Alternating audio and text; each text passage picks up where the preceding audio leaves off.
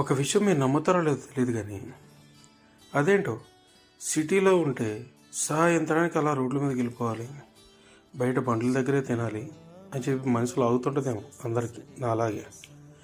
అలా బయటకు వచ్చి ఈరోజు పూరి తినేసాం, నేను మా దోస్తుగాడు. అలా పూరి తిన్న తర్వాత అటు నుంచి అలాగే ముందుకెళ్ళిపోయి ఒక ఐస్ క్రీమ్ దగ్గర ఆగామన్నమాట. నేను ఒక సాల్ట్ క్యారమెల్ బ్రౌనీ కోన్ చెప్పాను, అలాగే వాడు కూడా ఒక ఐస్ క్రీమ్ చెప్పాడు.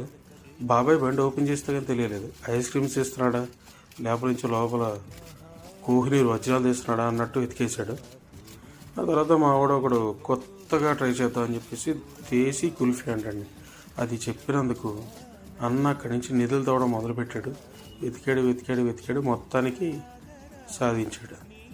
Anyway, thanks for the watching.